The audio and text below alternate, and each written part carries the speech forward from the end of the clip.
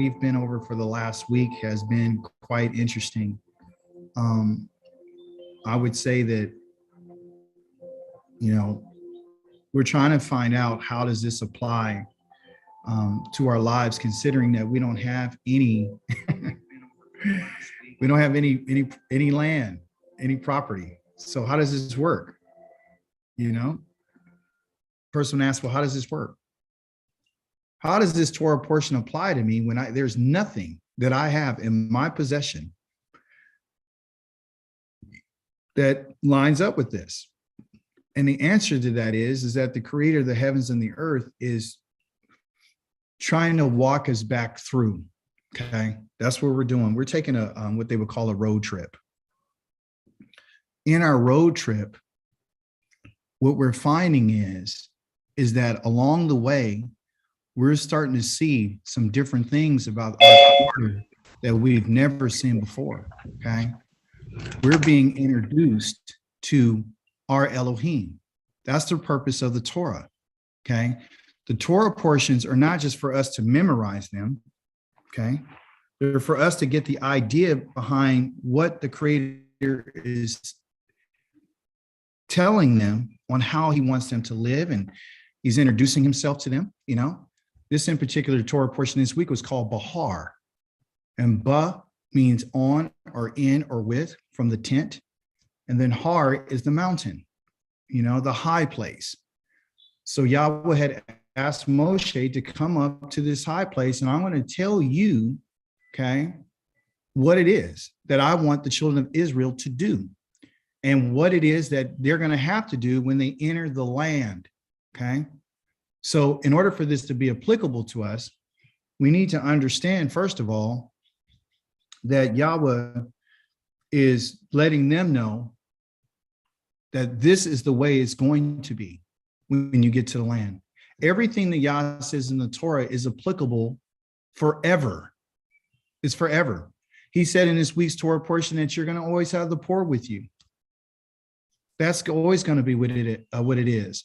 He says that, you know, whenever you give up your possessions or you sell them, you have to be fair and honest with each other. He talks about, you know, how long a person can, you know, hold on to the crops, you know, and how they would sell things. So there's money that's involved. Okay. There's real estate that's involved. There's slavery that's involved. Okay. So the slavery piece is, you know, after so long of working with you, I want everybody to be released on the 50th year. It's Kadosh to Yahweh. It's a set apart time. Okay. And so there's so many different little elements to this in particular chapter. There's only one chapter that we dealt with. It was chapter number 25. Chapter number 26 is next week. You know, I'm holding myself back from talking about 26, you know, because 26 is hot. And sometimes I lack patience because I want to go further. You know, I just want to know, right? But I think it's a good idea that we take our time in these Torah portions and we don't run through them. You know, we look at our Haftarah, we read the Psalms. Does everyone know that you're supposed to read the Psalms along with the Torah portion? Does everybody know that? Yes. Good. Yes, yes. Because what it is, the Psalms are going to give you a little bit deeper understanding, okay, from the perspective of the Levites, you know, which are Asaph, the ones who were supposed to go and sing before David and make poems, and the sons of Korach, and even David himself. We even had Psalm 90, which was from Moshe. He wrote that, and he wrote the Psalm of 90 and 91. There's no break right there, okay? And he's talking about Yahweh being our dwelling place in this place that we're in right now. Yah has existed before the earth has existed. You know, this week, me and my Isha, we've been talking to each other like, man, you know, Yah's not human. He can never be. He's not. And that's who we're dealing with, you know? So the idea that, you know, our creator is some way or another can, you know, be human is a problem. It's a problem. Any idea that he could be a tree or anything that you form with your hands or what you can imagine in your mind is against the whole idea of who he really is. Yah's revealing himself to us through this Torah portion. Always, every Torah portion that you read, he's telling you a little bit about him and how does he think and how does he want us to think. You know, last week it was called Hashem or more, meaning the things that I say to you. I need to say these things to you. I need you to be holy. We find this week too that he said that the land has to have a what? What is the land supposed to have? What are you supposed to give the land? A Shabbat, a rest. You're supposed to give the land a Shabbat. Rest. You're supposed to give the land some rest. And if you and I are not doing that, then you and I are violating the Torah, right? So why is he telling us about the land receiving rest right now? Why is he making mention of that? Because according to, I guess, what was going on with, it's supposed to be a land Sabbath right now, right? Yeah. Yes. Yeah. So here's the thing. Yah is letting us know, okay, that you get a Sabbath, right? I need you to perform a Sabbath for you and your workers and your animals, okay? Now I'm going to give the land a Sabbath. I need that to have a Sabbath too. So literally everything that you and I are and what we consist of, right? The very thing that we came from the earth, she has to have a Sabbath of rest as well. And how often does she supposed to get her Shabbats? I think every 6 years or in the 7th year. On the 7th year of every 7 years, she's supposed to have it. So you work 6 years, and then the 7th, she gets a rest. Okay. And then after 7 sevens, you're supposed to set everybody free. And then the land within that on the 50th year, she's going to get a Sabbath as well. She's going to get an extra rest. So you and I get Sabbaths every week. Today's the Shabbat, and we bless Yahweh for this day, the Yom Zeh HaShabbat. Okay, Yom means day, and Zeh means this, and HaShabbat means the Shabbat. So we thank him for this day right now. If you think about the time of rest that Yah is giving to us, and you calculate it, okay? Let's do some basic math right here, okay? How many weeks are in a month? I mean, excuse me, yeah. Well, how many weeks are in a year? That's a better question.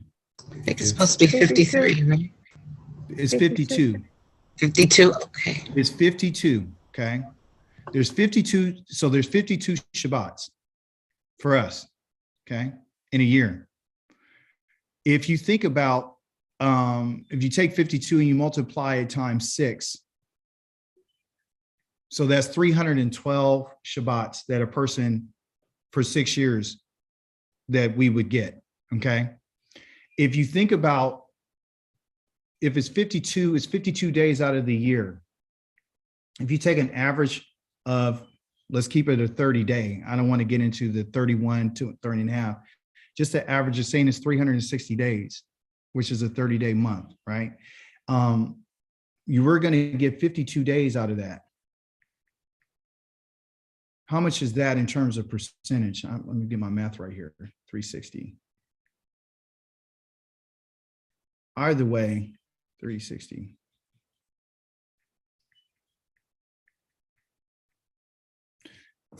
Almost 15% of your time during the year is a time of rest, okay? You get to get all that time. Then you work for 6 years, and then you have your Shabbats within that, right? 300 and something of those. At the 7th year, right, you get the whole entire year off. The whole entire year from working any fields or anything. What are we supposed to do during that time? What are some of the ideas do you think Israel was supposed to do or did do? Rest. They rest, but can they lay around? Go lay around all day. It's a time. Guess what is charity? Yes. What is the time? What is it? What is the Shabbat for? Let's talk about that. What is it for?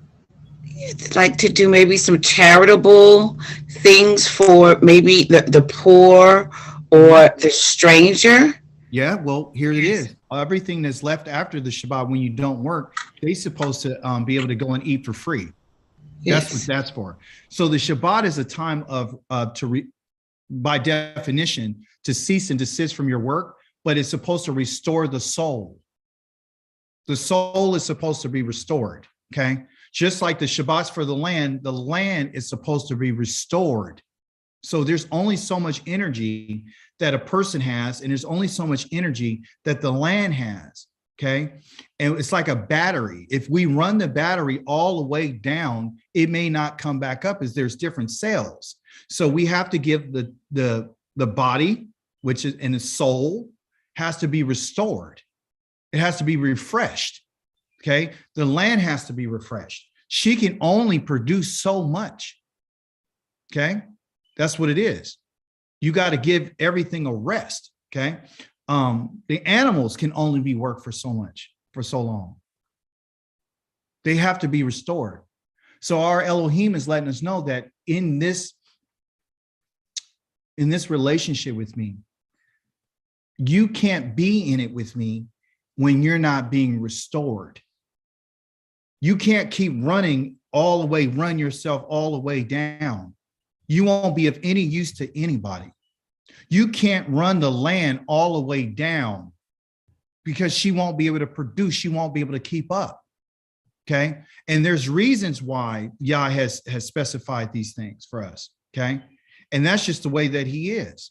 He's about restoration. He's about being refreshed. He's about celebration, because actually the Shabbat is not just a time for rest, but it's a time of celebration. During these off seasons of the Shabbat, it's a time to educate, to re-educate ourselves about the Torah. Today is a day. Okay, I'm going to talk about days. I'm going to talk about months. I'm going to talk about years. I'm going to talk about the Shabbat of years. During the Shabbat, like today, what we've done is we're proclaiming that our Elohim is the King of the universe by doing this day. I have people in my life that are family members that tell me that I'm going to keep my Shabbat, you keep your Shabbat. They already have a whole nother Shabbat that they say they're going to keep. That's the one that they determined what it is versus what the Creator says. This day today is called a mikra. It's called a holy convocation. Okay. It's not holy simply because someone said it was. It's what the Creator said. He said, if you guys would come together on this day, there's a space and time where I have set it aside for those who come there. They're proclaiming that I am the King of the universe. I am the Creator of all things. I am the one who gives life. I'm the one who sustains. I'm the one who blesses. What did we learn this week in our Torah portion about the children of Israel? They asked a question, what are we going to eat in year number 7, in year number 8, in year number 9? If we can't sow any seed and we can't harvest anything, what are we going to eat? What do y'all tell them? That what they grew in year 6 would be enough to sustain them. Because Yahweh is going to bless it. Yahweh is going to put a blessing on the 6th year to give them enough food to make it through the 6th, the 7th, and the 8th. Okay. By the time they get to the 8th year, that's when they're going to start planting again. Okay. They're going to start sowing seed in the 8th year. All right. And planting seeds doesn't begin in the springtime of the 8th year. Okay. It begins in the fall. You don't receive the benefits of the 8th until you cycle around until you get to the 9th year. So what Yah is doing is every single year, the 6th is providing enough for the 7th. The 7th was to provide enough for the 8th, and the 8th is to provide for the 9th. So Yahweh always has us kind of like working, if you would say, from the back end. Okay. So everything that we do, the results of that would come later. That's the cycle. It's not instant. It's not instant oatmeal. You just don't, it's not magic. Okay. So there's times and there's seasons that we have to operate within. If you plant something in the wrong season or the wrong time, it's not going to grow. Okay. You guys, any of you guys do any planting, any vegetation or anything like that? Yes. Okay. I think you do too, Jared, right? Didn't you have your mama send me a picture of something? What were you planting? Artichokes or what? What were you doing? I got tomatoes, peppers, Yeah. sweet peppers. Okay, you got some stuff. Okay. So and my wife, she just she planted, we got tomatoes and stuff like that too, right? So what can you tell us about your experience right quickly about planting? How did you do that? And when did you know how to plant those tomatoes? What's the season? When are you supposed to plant them? I planted them right after the frost before the spring. Okay. And Okay. at some point in the spring, everything just started producing and growing at Yeah. a crazy rate. The right time, right? So Mhm. again, but there's certain things that you can't plant in a certain season. You got to wait for some certain things to be planted. Okay. So what's the point? The point is, if you do it at the right time, you're going to have an abundance. Okay. So Yah is showing us through this Torah portion that, yeah, I give you things, right? I'll give you the land. I'll tell you what to do. But if you follow the instructions, okay, then everything will work out for you. Everything will work out for us if we would do what he says. Because the Torah is like rain. If it comes down, it comes down at a certain time. There's only 2 times that Yahweh says he's going to let it rain. Those 2 times are the latter rains and the early rains. Okay. The early rains we would think is in spring. No, that's the latter rain. The early rains is in fall season. Then Yah gives it enough rain and it does his thing. And then he goes through the cycle, goes through the winter and everything's there. And then the spring, he gives it another douse. And he says, the place that I'm sending you, the land that I'm giving you is not like where you were, where you guys have to bring water there. I would actually give it to you in an abundance and the earth would just soak it up. Okay. So this land that we've been talking about is a very beautiful land. It's a land that's filled with everything. And let's read something about that. Okay. Let's read something about that. Where's my deal at? Okay. So let's go right here to Deuteronomy, and we're going to go to chapter number 7. We're going to start right there. Okay. Verse number 12. This is a break within the Torah. We can't see it in Hebrew because it's in English right here, but it begins with this word because.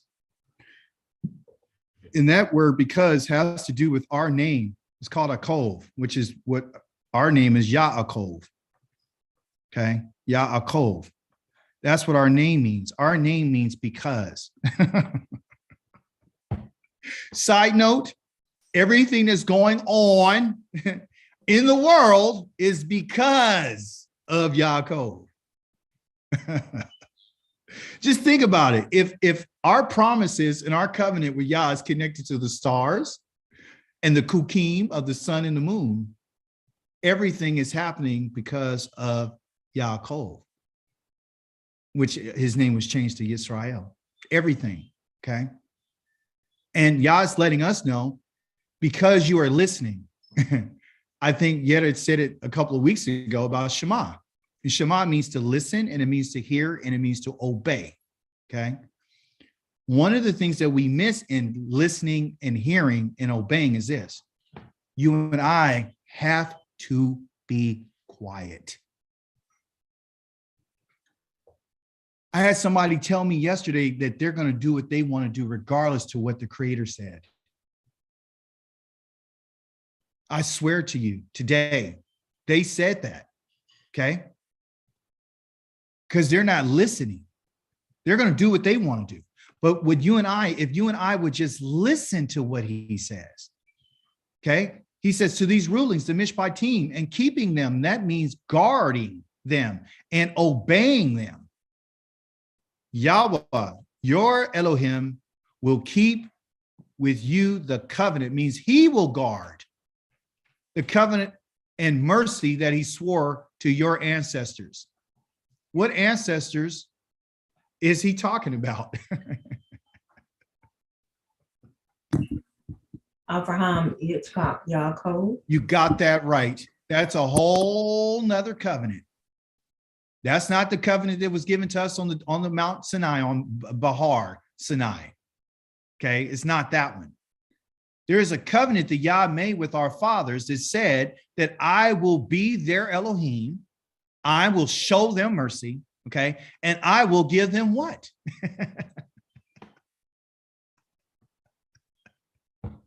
What am I going to give you besides descendants? What am I going to do for you? Somebody tell me. Give them land. I'm going to give you land. Yes, you say it, and you say it with conviction. This is what Yahweh is interested in giving us. This is the reason why you're on this path today. You're not on here on an accident. It's not for us to go to heaven, folks. It's for us to go back to the land, L-A-N-D, okay, in Hebrew, Eretz, that he promised and swore to our ancestors.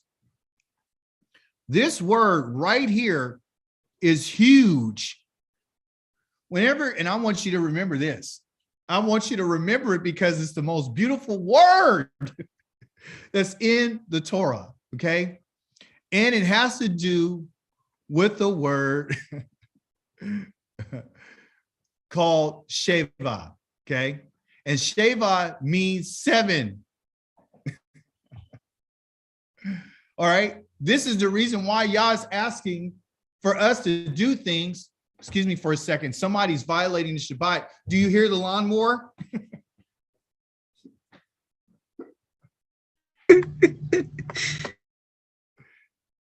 Somebody put their hand in some work today. Listen, 7 has to do with Yah saying, I am going to bless you.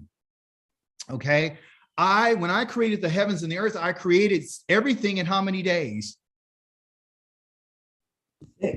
6. But I made a 7th day. And that 7th day has to do with that which is kadosh, but it also is connected to a promise. And it's actually, if it's a promise, it's an oath. It's my oath. You and I are keeping the Shabbat on the 7th day. You and I are taking part of the oath. This is why he's always saying in Ezekiel, hey, I gave them my laws and statutes, but they didn't do it. And they also profaned my Shabbats. The Shabbat is huge. It's part of every Moedim. Every Moedim has to do with the Shabbat. If you notice, every Moedim, every appointed time, for those who don't know what Moedim means, the Moedim is an appointed time, means it's an appointment that Yah says that I want to have with my people. Because he says when you have these appointments, you're proclaiming that I am your Elohim. You're proclaiming that I've kept my promise. You're proclaiming that you understand and accept that what I did for you and your ancestors. It always points back to our ancestors. One group of ancestors is Abraham, Yitzhak, and Yaakov. I promised them land and descendants. That's what I promised them. That's what I've sworn oath to them about that. Okay. Yisrael, the 12 tribes, I gave you guys a covenant. And the covenant is that I will be your Elohim, and this is what it is for me to be it. The 10 words, if you do these things, I am Yahweh your Elohim, who brought you out of the land of Mizraim, out of the house of bondage. That is the first word. You see? So those are the covenants. All right. Did he make a covenant with Adam? Yes. Covenant with Adam. Yes, he did. Right? Where's it at? Well, he said to him, he gave him, he told him that he said to him, you may eat of every tree except this. So isn't that a covenant? Uh-uh. No, it's not? Uh-uh. Okay. Uh-uh. What is that? Is that a commandment? Instruction. That's a command. That's a command. Okay. All right. Well, the reason why I brought that out is because did he make a covenant with Noah? Yes. Yeah. Okay. Because it said, I'm going to make a covenant. And so he made a covenant with Noah and he made a covenant with all creation. Okay. And he said, I'm going to make a covenant with you. And anytime there's a covenant, there is a sign. The sign is what you would call to swear, okay, which is the 7. It also has to do with the sign. Yah always gives a sign to the covenant. Okay, so let's start. I'm just going to stay right here for a second. If Yah did make a covenant with Adam, what's the sign? And what did he say the sign is? Did he say there's a sign? Go ahead, Kwa. Well, I don't know about if he made a covenant. I guess he did, or you can call it a covenant, but he gave him instructions and he broke the instructions. And I guess the sign would be, well, he told him, you're going to till the earth. Those were maybe the sign, the curses were part of the sign because the curses are part of our sign that we're in a covenant. What I'm saying is, but how can you quantify? I'm trying to let us know something. All we have is the words that Yahweh has given. You and I cannot what do you call it? We can't say, I'm going to get your question here, Kwa. We can't insert things into the text that doesn't exist. We can't make assumptions on the text. Go ahead. I'm going to answer a What's question. the Go ahead. No, I'm sorry. Go ahead, Azania. If he did essentially make, I would think, okay, so he gave, it seemed like it was a covenant because there was consequences to breaking it. So I mean, there were definitely consequences to breaking the covenant that I don't know. So Well, so a covenant is based. We'll say, what is our understanding of? Oh, go ahead, Kwok. I'm going to let you ask your question. Go ahead. Yeah, I understand what Azania, Akoti Azania is saying. That's what I was trying to point out is that there was consequences. It's kind of like human beings today. It's like Adam. It's like we still have consequences for our actions, even though they're not. The Goyim are not in covenant, but there's consequences for them breaking Yah's Torah. Well, that's my point. My point is when Yah makes a covenant, okay, listen, Yah has given instructions, okay, and he's holding everybody responsible. But if you were to tell me that he made who in the nations has he made a covenant with besides Israel that you and I know of? All humanity, didn't he? He made a covenant with humanity that I want to destroy you. Okay, and that was what he made with Noah, right? Mm-hmm. My point is that the covenant that you and I have with Yah is it's ours. There is no one else that he's ever made a covenant with. He's never made a covenant with any other nation. Do you understand what I'm saying to you? There is no covenant with anybody else. Right. And if it is one, it would has to be attached to something. There's a covenant that he made with Dawid and Leviim. He said that you guys will always have a descendant to stand before me, right? And he put the covenant, he based the covenant that he made agreement with them on the stars. You understand? That's in the heavens. So it has to be attached to something. Our covenant, right, is attached to the Shabbat. That's our sign of our covenant. He made a covenant with Noah. What was the sign? The rainbow. He made a covenant with Abraham. What was the sign? The circumcision. So where is any other covenant that he's made with anyone else?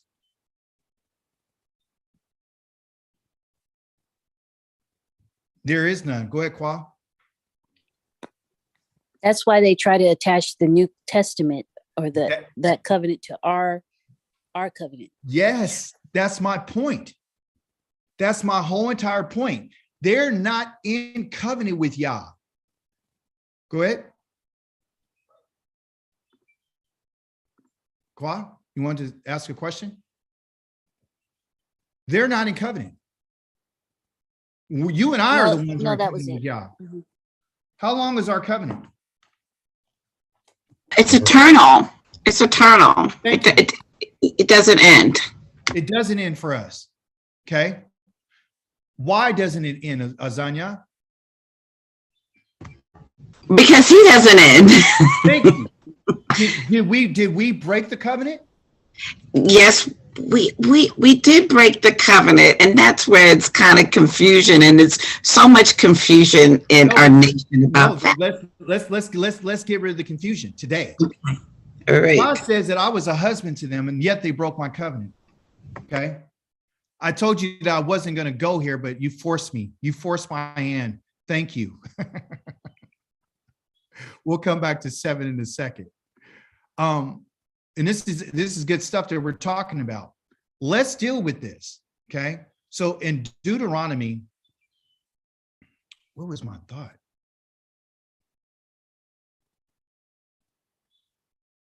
Where was I going to go? Oh, I'm sorry. It's not Deuteronomy. It's look, that was a senior moment. Leviticus. I didn't want to go here, but I have to. This covenant that Yah has made with Israel, all right, is forever. It's eternal, just like you said, Okoti. We broke the covenant. Okay. That's what we've done. The covenant means this. It's called a berith. Right, see if I can write it right here. For those who don't know, it's called a berith. Okay, a berith could be this, R-I-T-H, berith. Okay, and that's how you say a covenant. Okay, the two letters that are in it is the bet and the resh, called bar. Okay. The bet represents the tent or the dwelling or the house, okay? And then the resh represents the heads, okay? So it's the house of heads. And this has to do with grain, okay? It has to do with grain and has to do with substance, okay? That's what it has to deal with. It's not just I'm just making a promise with nothing attached to it. Yah is saying that I'm going to give you grain. I'm going to sustain you. That's what I'm saying. Yah has never promised any other people that he was going to sustain them except for Israel. Okay. We broke our covenant with the Creator. We did. He said, you've broken my covenant. You guys have gone against it. But the confusion is this. Well, and this is what we think. Here's the whole cold part about it. We think because we broke it that he would break it. That automatically, because we broke it, means that the covenant is broken. And it means that it's over. This is the reason why the New Testament and the Europeans jumped on this and said they broke the covenant. They weren't able to keep it. So now that covenant is broke. They failed to realize what Yahweh is going to tell us today. This is what Yah said. Yah says in context, he says this. I can't just start in one place. He says, among the nations, in verse number 38, you will perish. You understand?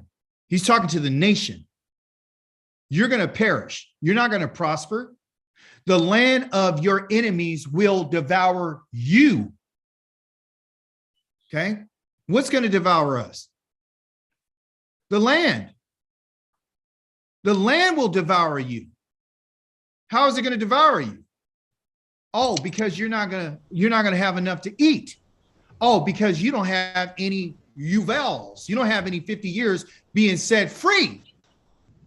Where in the world right now to this day is there a place where every 50 years everybody goes back to getting what their families own? Where? It doesn't exist. It doesn't exist. So our freedom, our prosperity, our growth, our development, our community, our family, our wealth is attached to the land of Yahweh. This is what we need to understand. The agreement that Yah made with us to our ancestors were, if your descendants will do what I say, they get to come here and the land won't devour them. The land devours, he says, remember, they were going to go in the land and they brought back the report and said, the land is great, but it also devours the people. What do you mean it devours? She devours the people. How does she devour them? Devour means I'm going to put an end to you. You understand? You're not going to eat from me. I'll devour you. I'll consume you. Those of you who remain will pine away in the lands of your enemies. Case in point, where are you today? You are in the land of your enemies. These are not your friends. These people don't have the best intention for us. These are the oppressors. Oppression is a big deal. It's always been a big deal. The reason why they're oppressing us is because of the God that they serve. If we believe that Christianity is so great, then why is there still oppression? Why is it that some little 18-year-old white supremacist can walk into a grocery store and lay everybody down and kill everybody except for the white boy? You tell me. We need to wake up and understand where you are. We are in the lands of our enemies. An enemy is somebody that's constantly attacking you, constantly trying to put it into you, and is bent on making you destroyed. You think because they're educating your children that they're not your enemy? They're putting thoughts inside of your kid's head to tell you and to tell them that they don't have to believe what you told them.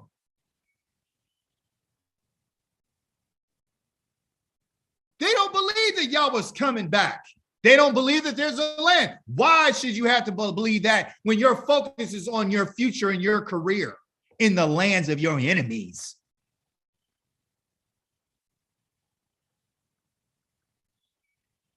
Those of you who remain will pine away in the lands of your enemies from guilt over your misdeeds and those of your ancestors. When Yah had brought us here, it's not for the intention for us to get comfortable. It's for us to understand that you have guilt and you have misdeeds, and they are not only yours, but they're also your ancestors. Yah has us walking through the Torah to find out where they made their mistake. Moshe told us when you're in the land of your enemies and it comes upon you, you start thinking what's happening to you. Then they will confess their misdeeds. When are you going to confess it? Huh? When they're pining away in the lands of their enemies. Confession here has the idea of this word called yada. Confess means just not with your mouth. Yada means to know.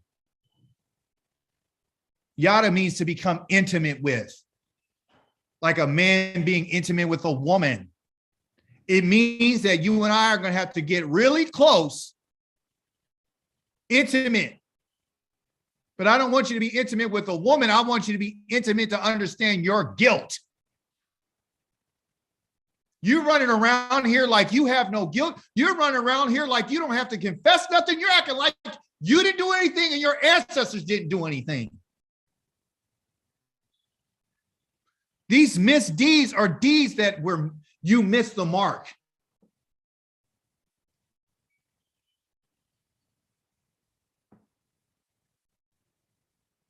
Their misdeeds and those of their ancestors. There's nowhere in the New Testament that tells us that you and I are going to have to confess the misdeeds, our own and those of our ancestors. And there here is the community of Israel. We have to be able to confess it. By the way, just to let us know, you and I really should understand that our name within itself, Yisrael, is he who turns to Yah. The one who has prevailed with Yah and the one who has prevailed over man. That's what our name means. We will never become Yisrael until we overcome our enemies. And until we prevail over them, and the only way we can prevail over them is if we turn to Yahweh. There is no other solution. I don't care if the United States of America puts out a bill of, don't mistreat black people. It's a crime. It's a hate crime. We got to wait for legislation for them to do something. 10 innocent people got their lives taken because somebody hates us that much. These people still looking to, well, what are we going to do? They got an Asian crime bill that they put in place after 30 days of people being mistreated because of Trump saying that they're Asian and they got the bird flu or the coronavirus. They put legislation in place for those people, but not for our people. And it's because you and I are pining away from the misdeeds of our own and those of our ancestors. When Yah says that I'm going to make you understand and pay back for what you've done and it's your children are going to experience, he's not lying. He's telling us the truth. But I'm looking for a response from my people. It has to do with your hand. Your hands are part of the problem. The Hebrew word for hand is yad. That's a hand. So when I say yada, that's confession. That means to lift your hands up and say, I've done wrong. Here are the things that I've done. I'm not going to sit around and play stupid and act like I ain't did nothing. I'm not going to sit around and make excuses for my ancestors. Oh, they're good people. They didn't know. They didn't know anything about this, so no one can be held responsible. You're saying that the creator wrote this for us because he don't want nobody to take responsibility. You can't take responsibility for nothing that your ancestors done. You can't turn around and think about what they've done and turn like Ezekiel 18 said you could. Now we're calling Yahweh a lie? You mean to tell me that you can't sit down with your kids and tell them this is what happened?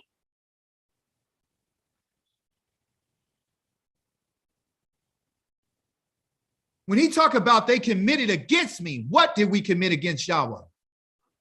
Against who? Against me. What they committed was what you would call crimes. Against who? Against the creator of the heavens and the earth, the one who's in charge of the sea and the sun and the moon and the cycles of life. This is a big deal.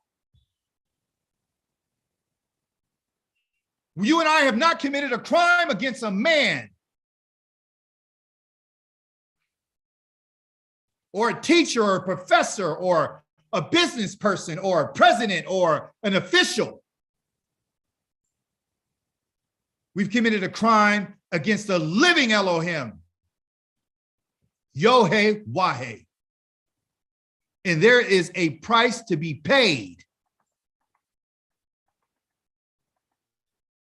We have rebelled against what Yahweh has said, and he says, then they will admit that they went against me.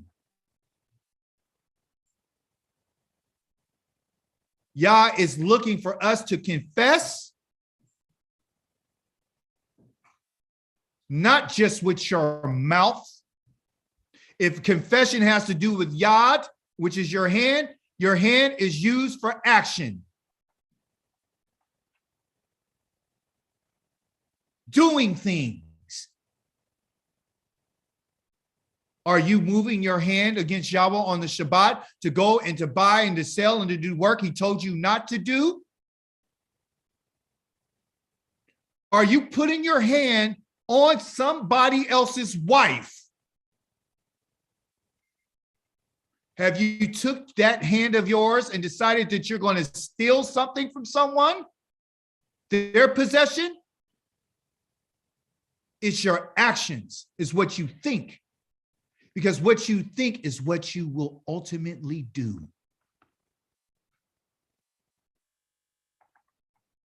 At that time, at what time? At the time that these people are in the lands of their enemies. I will be going against them. What people? Who's the them here? The house of Yisrael, the descendants of Yaakov and Abraham and Yitzchak, bringing them into the lands of their enemies. Yahweh is the one who's done this to us. He's the one. He's allowed everything to happen to us that's happening to us right now.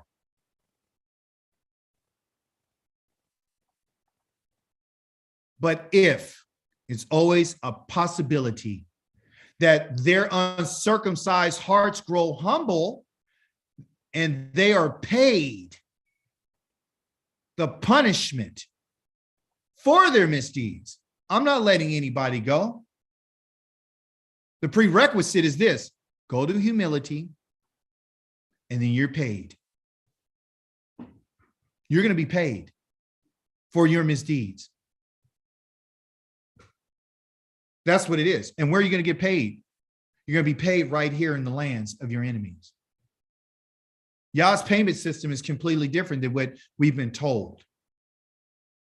If somebody innocent died for you and I, then why are we still in the lands of our enemies? And why are we still being paid? Well, I don't figure I'm being paid because I have a home and I got a nice car and I got insurance and I got food in my refrigerator, so I'm not being paid.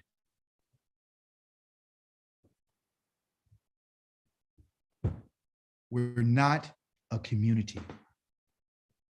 We're not gathered together. We're not in Yahweh's care.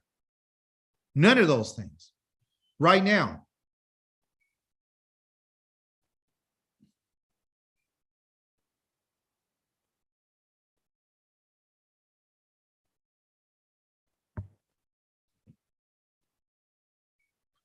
Listen carefully. When Yah speaks to us, he tells us in a manner that's suitable to get our understanding.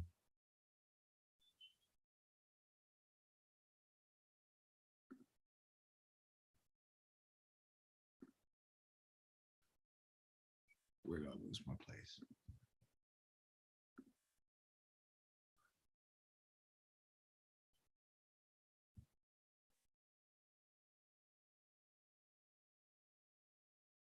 After you and I are paid for our misdeeds and those of our ancestors, then I will remember my covenant. I will remember the agreement with Yaakov, my covenant with Yitzchak, my covenant with Abraham.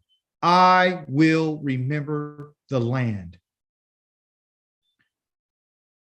The idea of remembering, because that's what he keeps saying, I'm going to remember. I'm going to remember what I said, my covenant with him. I'm going to remember the covenant I made with him. And I'm going to definitely remember the covenant I made with him. And I will remember the land. There is no other covenant that Yahweh is remembering except for the ones that are listed right here in the one following. Yah's not talking about, I'm going to remember my covenant with Noah. Yah's not talking about, I'm going to remember the alleged covenant that I have with Adam. Yah's not mentioning nobody else.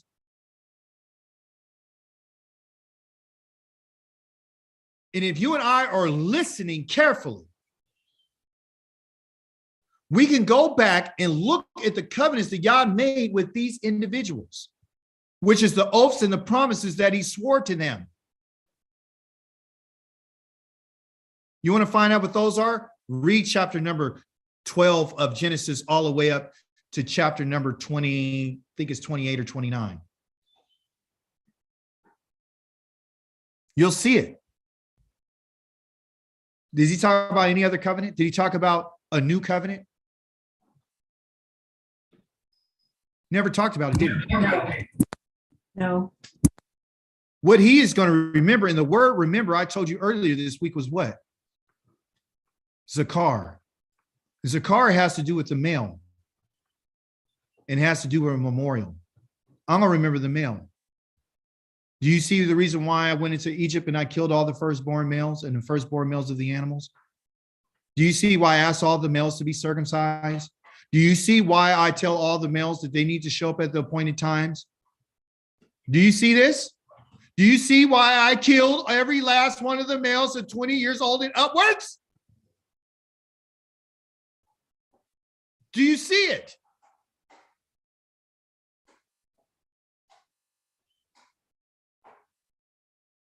I'm going to remember the land. I'm going to remember the land. Because the land is part of the covenants. This is why our focus should be on the covenants that he made with our fathers. Because the land is directly connected to them. And no one else. In this land, it's the most beautiful of all lands. Yah says, I'm going to live with you. I'm going to make my home with you. This is the reason why I asked you to be Kadosh, because you're going to live with me. Because it's my land. You're nothing but a stranger and a foreigner and a tenant that's here. And while you're here, I'm asking you to do it this way so you can continue to live here in my presence. I don't want you to kill people, especially when they're innocent. So why would I in the future decide to kill an innocent person so you can be set free to live anywhere you want in the rest of the world? I did not make this covenant with your fathers to go ahead and give it to somebody else. I will destroy the land and let it lay abandoned without you until you decide if you would humble yourself, confess, and admit that you went against me. Stop going around telling people how blessed you are. Go ahead, Koti. Basically, the bottom line is that, so y'all saying you broke the covenant, but he didn't break the covenant. I don't break covenants. Okay. I'm Elohim. I'm not a man. If I told you something, that's exactly what I mean. I keep my word. For thousands and thousands and thousands of generations. And you should know that because the sun is still rising and the still setting. There's never been a day that you never had fresh, clean water on the earth. There's never been a day that has ever existed without my command. I'm letting you know that I'm not a man. I'm not from the earth. I don't deal like a man. I don't say stuff and turn around and do something totally different. We as a people have said things to y'all last week and more. We said that we would keep the covenant.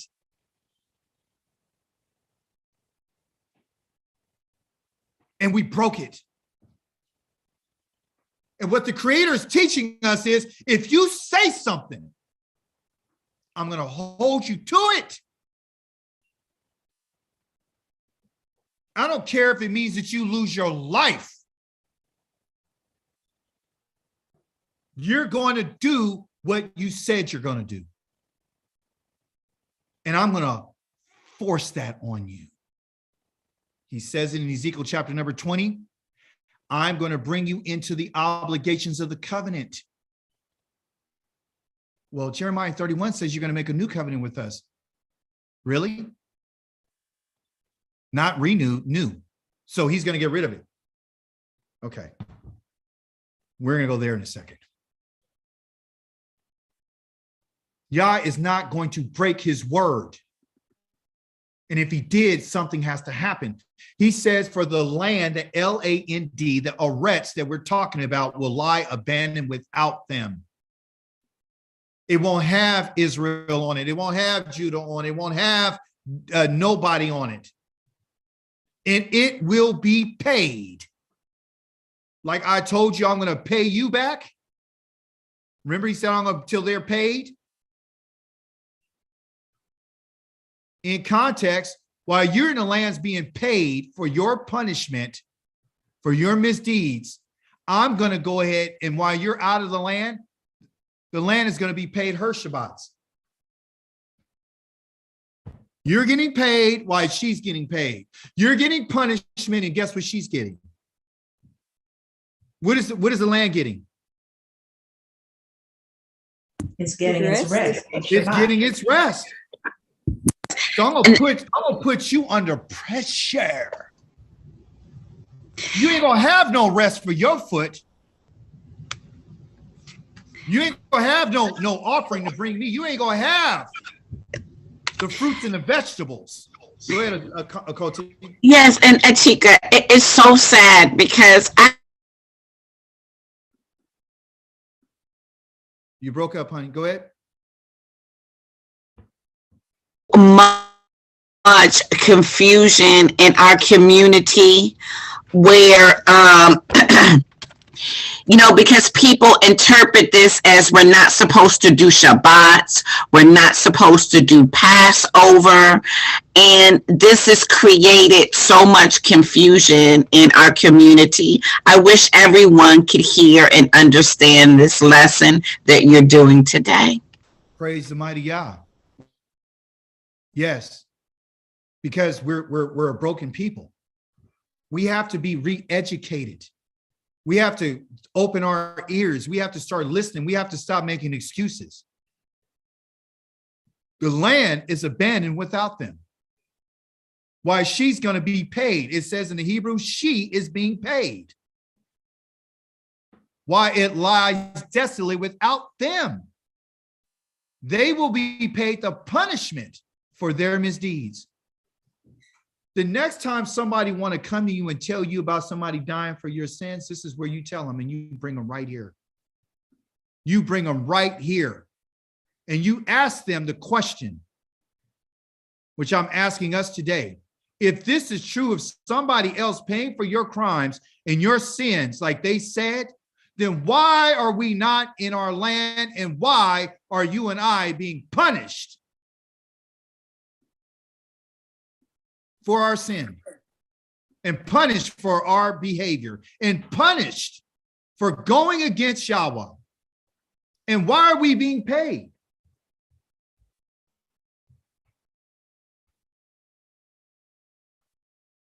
You're going to be paid. That's what he's telling us. Even though you and I are being paid right now for our misdeeds, right? Does that mean automatically after we're finished being paid with our misdeeds, if we continue to do the things that we're doing, that he's going to receive us?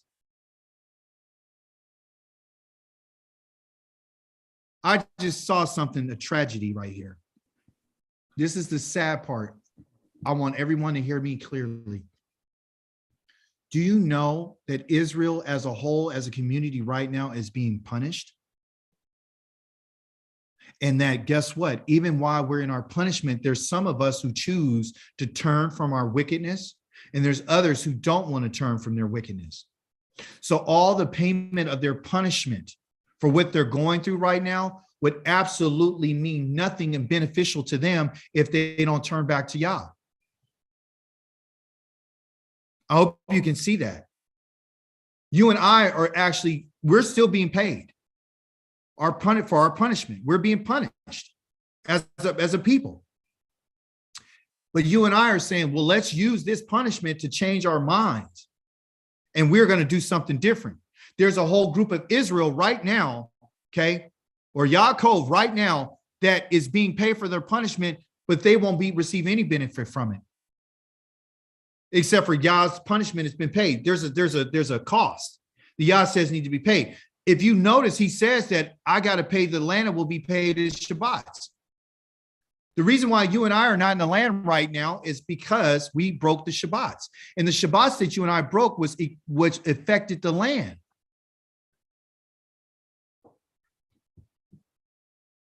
It affected the land. We committed a crime against the land. We committed a crime against the Creator. When he gave her Shabbats, you and I decided we're going to work her to our benefit. Yah says, well, you've done that. I'm going to work you now. I'm going to send you somewhere where you won't get no rest and you won't get any benefit. So all the work that we're doing right now is not really truly beneficial to us. As individuals, yeah, we do well. But the grand scheme of things for the whole entire community is not doing well. I'm eating well, but is my brother eating well? No. And if that doesn't bother us, then you and I haven't learned what y'all was talking about. We can't do anything for our brothers and our sisters right now because we don't have no capacity for it. There's so much damage done. Only thing that you and I can do is try to encourage them to turn back to Yahweh, confess what we've gone wrong, and tell them that we are the Israelites. And we've transgressed our Creator. And we need to learn how to love each other right now and do right by each other, the best we know how. The punishment is connected for the Shabbats. We did not give her Shabbats. And guess what? When she's paid and she's finished getting paid, then Yah says, then your payment's done. Your payment's done when her payment's up because it's balance for balance. So literally what's going on is the reason why it's taking longer for us to go back and we're sitting around pulling our hair out asking, when is it going to be over? Yah says, well, how many Shabbats did you break in the land? And she's laying desolate. This is another reason why you should know that that land over there is not the land. Because if it was, then all of us would be there. Because the punishment would have been paid and the land would have been paid back her Shabbats.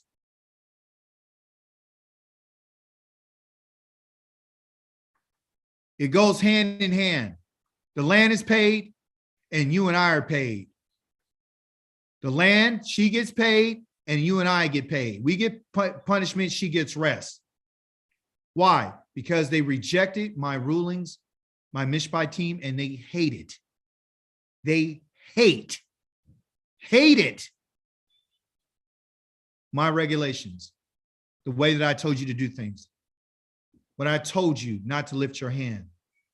When I told you don't treat your brother a certain way. I told you to stop being oppressive. I told you. They hate that. You think somebody that hates what Yah said today, you think they're going back to the land? You think the behavior of a person who won't keep the Shabbat, you think they're going to enter the land after we got put out of the land because we violated the Shabbat?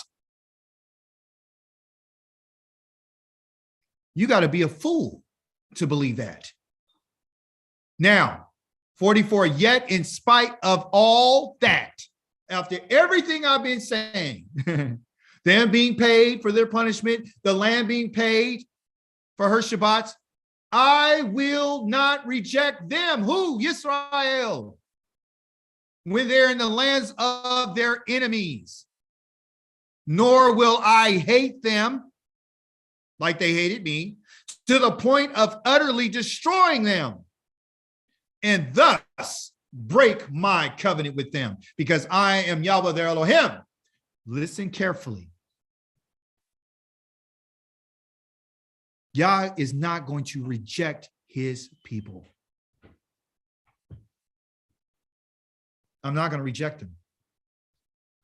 I'm not going to hate you like you hated me, because I'm not a man. I get angry, but I don't hold a grudge. That's why I told you not to. If someone did something, I'm going to repay them straight to their face. I'm not going to hide it and sit on it. You go be paid. Okay. I get in trouble a lot because people say you are too dogmatic. My mom used to tell me, can't you say this in an easier way? Can you, it's just your approach. It's your approach. I think you should be a little bit more, relaxed. No, I'm not going to be relaxed. Because when Yah says this, he says it in a way to let us know that if I was to break my covenant with you, right? If I was to break my agreement with you, with them, listen, if I break my covenant with them, the them here are the individuals that are in the lands of their enemies. So he's not talking about Abraham, Yitzhak, and Yaakov. He's talking about their descendants. Okay. I'm not going to break my covenant with these descendants, with them, because I am Yahweh. I don't break covenants. Because if I did, I would have to destroy them. I would have to utterly destroy them, all of them. I couldn't, you understand what I'm saying to you? I'd have to destroy the whole community.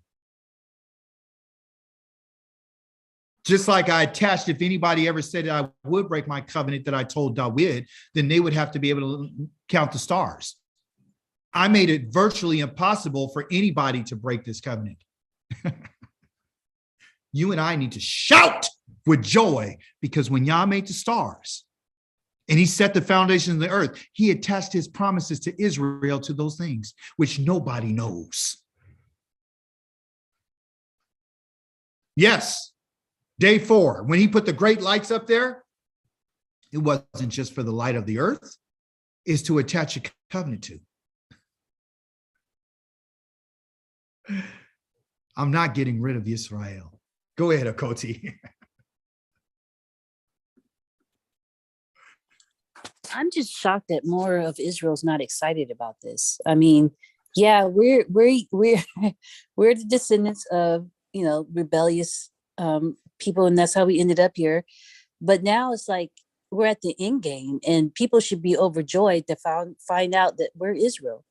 I don't understand. I don't understand where's the whole nation here in America should be jumping with joy. Well, it should be. But guess what? They don't read. Azania, go ahead. Thank you for your contribution. I just wanted to, what the Okote just said on my TikTok page, and I have a pretty decent following. I actually had an awakened brother say to me, why do you keep on going on about the land all the time? We're promised the kingdom. Where do you get this land stuff from? And I didn't even know how to begin to answer him. And I just think they just don't, Akanti, I think they just don't understand. I think people just don't understand. So, yeah. Well, the only way that a person will understand is if they listen to what the Creator says. But listen to this. He says, rather what? For their sakes. Whose sakes? The children of Israel that are in the land of their enemies. I will remember. I need to Zakar, the covenant of their ancestors. Now I'm going to tell you which ancestors I'm talking about, whom I brought out of the land of Mizraim. The land of Mizraim, you guys, is the hook. That's the hook. You know how you got a hook in a song? You know, you got to, they say it's a repeat. They repeat it over and over and over again. And then you know what it is, right? This is the hook. This is Yah's hook. He's always telling us, I'm the one who brought you out of the land of Mizraim. I'm Yahweh, your Elohim, who brought you out of the land of Mizraim. Why is he mentioning this? He's mentioning over and over and over and over again, so you would know that I am Yahweh.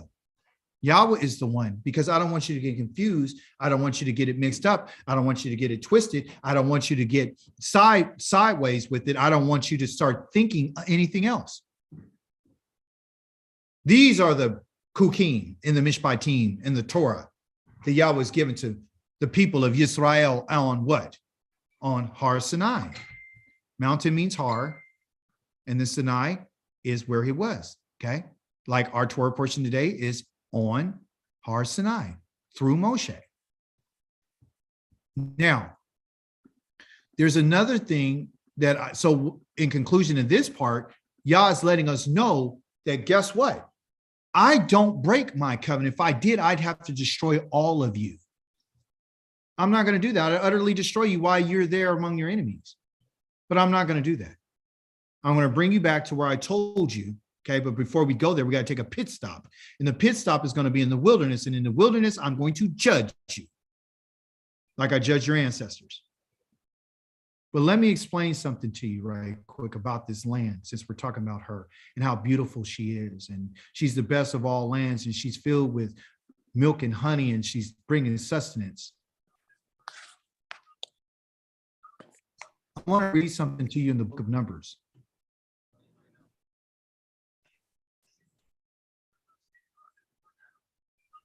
I ain't gonna read the whole thing, but I just want to read a little bit to you.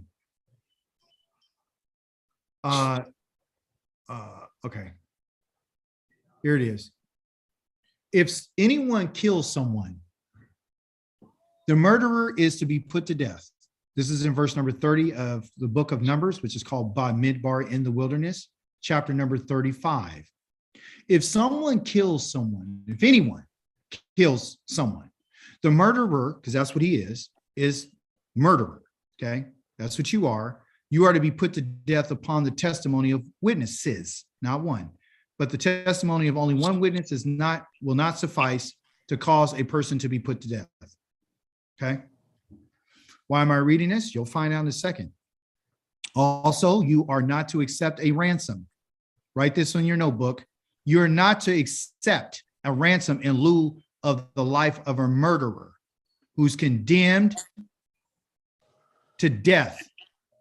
Rather, he must be put to death. Okay, so there won't be no ransom. There's no payment. There's no relief. There's no agreement for nothing in lieu of the life. There's nothing you can pay.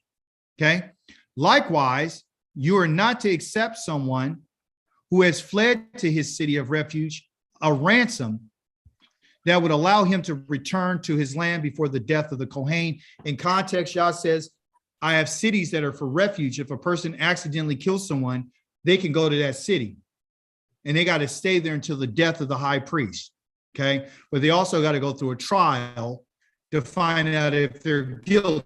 And there's a whole bunch of things in this chapter to tell, is he guilty? Did he use this? Did he use that? Did he use a stone? Did he use metal? How was it? Did he have any hatred in his heart towards his brother or whatever? How did this come about? So they got to go through that process. Yah is talking about you will not accept a ransom for somebody in lieu of their death penalty. Okay. If you're a murderer, you're supposed to be put to death.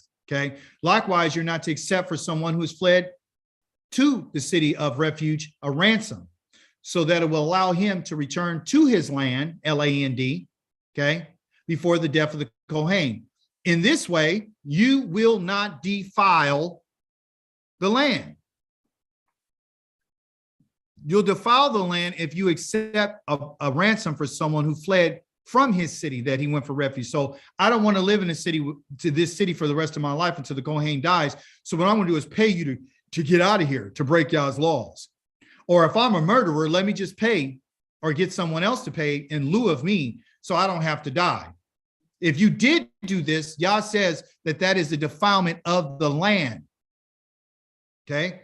Innocent blood that's shed in the land defiles the land. So the land in which you are living, okay, you will defile the land, which is his land in which you are living. For the blood defiles the land. Okay, and in this land, no atonement can be made for the blood shed in it except the blood of him who shed it. If you shed some blood, the person who shed that blood in this land, that blood from that person is the only blood that can satisfy or to make atonement. No, you are not to defile the land in which you live, in which I live. I live with you. I, Yahweh, live among the people of Israel. I live there. That's why I told you to bring your offerings to me. That's why I told you that if you killed an animal outside of the place I told you, you're going to be held responsible for that blood. There won't be any shedding of innocent blood. Now, for those of us or those of you or online or YouTube, and you want to understand what this means, I'm going to share it with you. So you can finally understand what the Creator is saying. So I can get rid of your God who would allow you to kill the innocent so the wicked can go free. In the book of the anonymous book of the book of Mark, anonymous writer, nobody knows who he is. They just, church fathers say, let's name him Mark, and this is his testimony. Listen what he said. I'm not going to read the whole thing, but I am going to read in verse number 7. Context is this.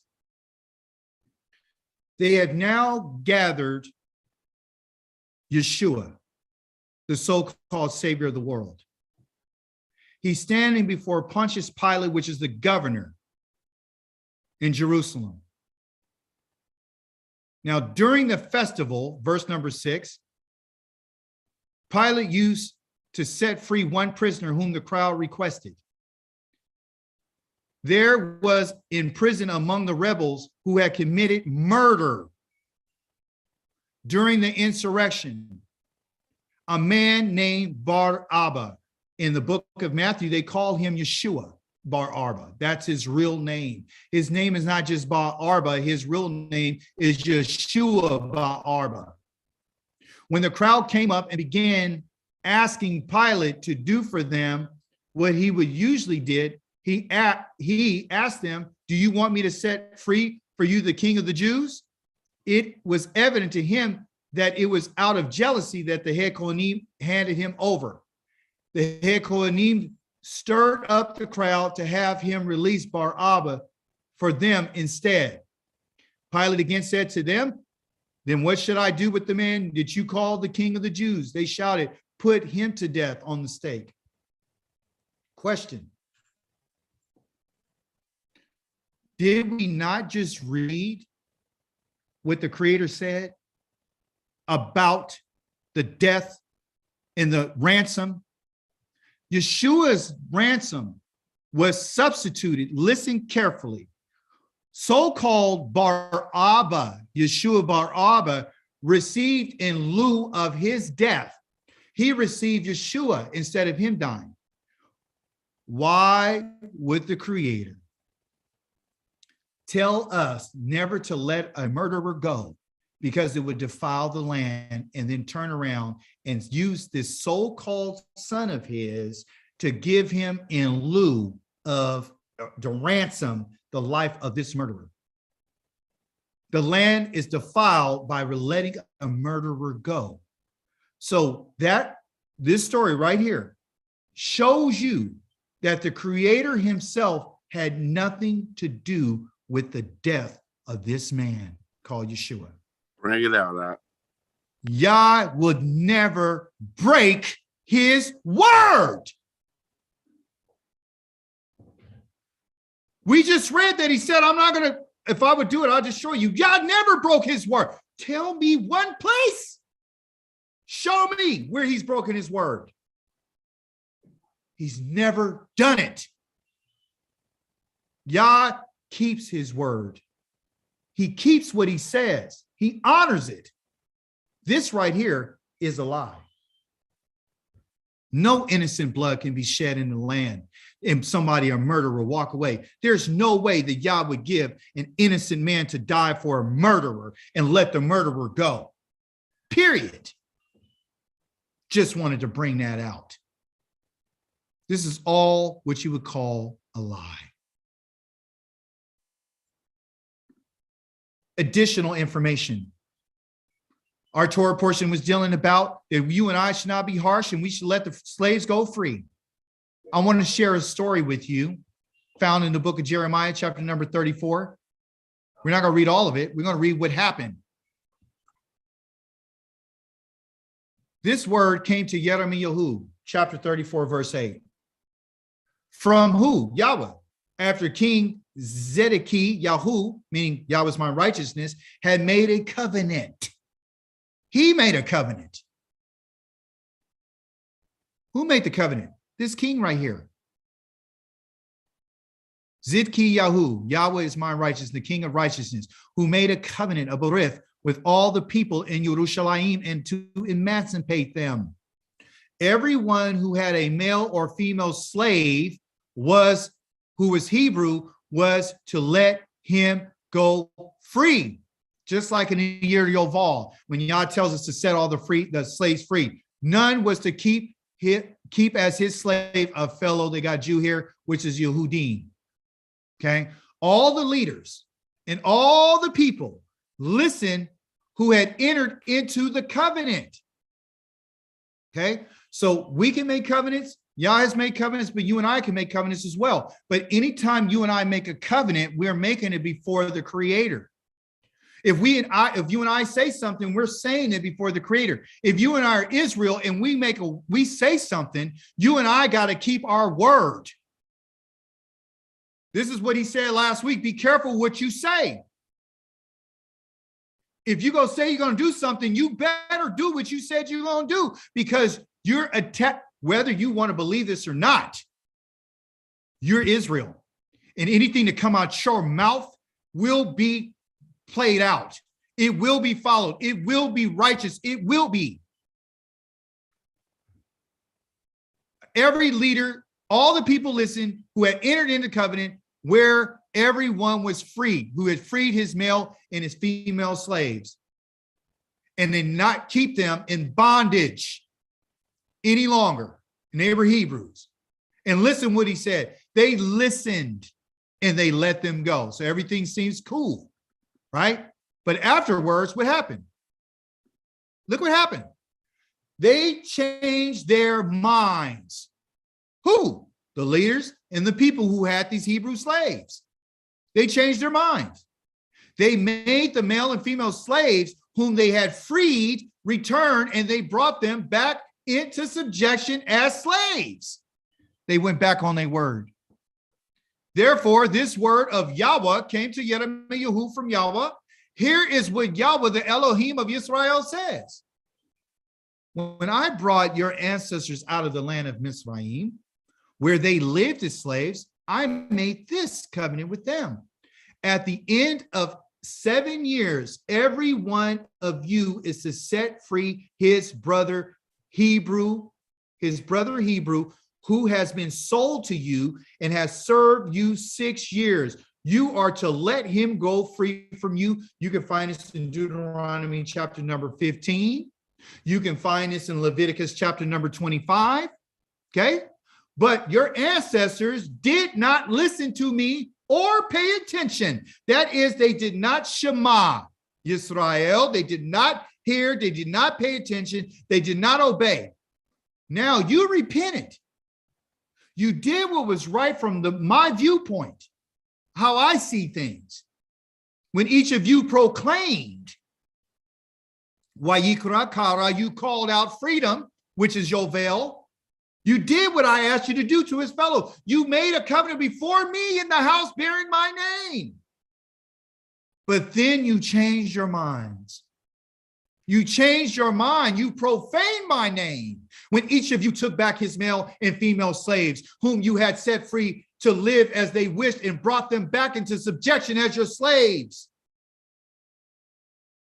Therefore, here's what Yahweh says. You did not heed me and proclaim freedom, each to his brother, each to his neighbor. So now I proclaim for you a freedom. You better hear what Yahweh's about to say, says Yahweh. I'm going to proclaim for you a freedom. Now I'm going to give you something. I'm going to give you the sword for the sword. Now the sword is free for you. The famine, the plague is for you now. The famine is for you. I will make you an object of horror to all the kings of the earth. Do you not know that the reason why we're in the situation we are today is because we can't keep our word?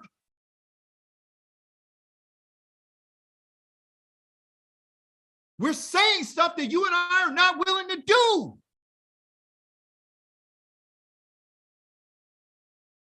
Yah had previously told this king Zedekiah that guess what? I'm going to have Bavel come and get you because this is what it's going to be, but you're going to die in peace. Now he just messed that all up now. Yah is interested in setting his people free, you guys. It gives us an opportunity to start all over so we can have the culture and the environment that's conducive to Yahweh being there. Let me show you right quick a picture of something. Maisha had brought it to my attention, and I wanted to share with you. I want to share this with you. I don't know if you can see it very clearly. Let me see. I'm going to resume the share. I'm going to stop the share. I'm going to come over here. I'm going to pull it up. And let's pull this up right here and share the screen. You got your hand up. Yes, my brother, Aki. All praise to the Most High. How you been doing, Big Eye? All praises. I've been doing well, feeling good like a Hebrew should. Yeah, that's right, man. Something just, as we already know, man, but there's a lot of people who really don't know what you have just brought out, especially with everything that's going on in the world today and has been going on for generations. You know, the Most High God does not change. So everything that's going on with all these plagues, these so-called,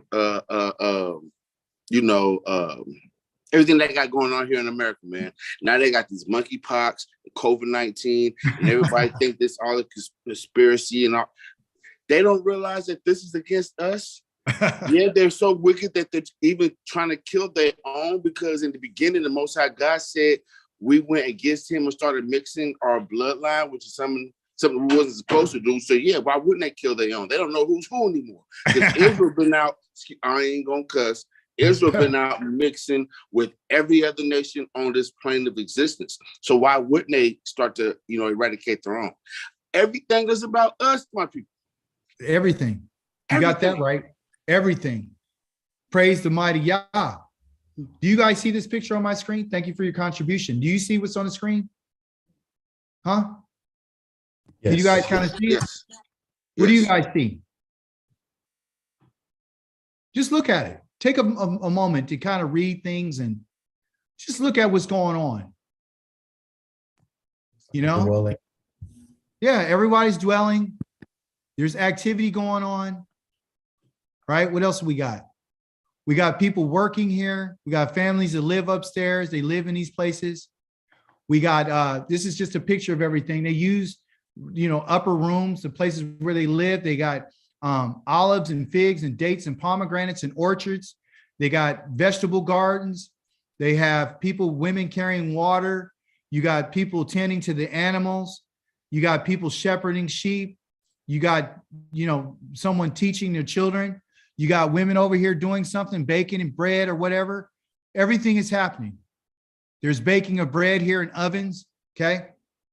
Olive oil, wine, and everything is stored. They got storage facilities. They got it all. This is the culture that you and I are unfamiliar with. What we have right here is what you would call community. Within a community, you have that which is common. What you have in community is communication. What you have in community is unity. What you have in community is commune. You understand? Everyone's working together. Yes, you and I will have slaves. Matter of fact, Yah says that you can have your Hebrew slave of a Hebrew, of male and female. But our people are so oppressive. When you think about everything that's happened to us, the only person that you can blame is ourselves. Yah has provided everything for us. The environment that Yahweh wants us to live in is one that's of harmony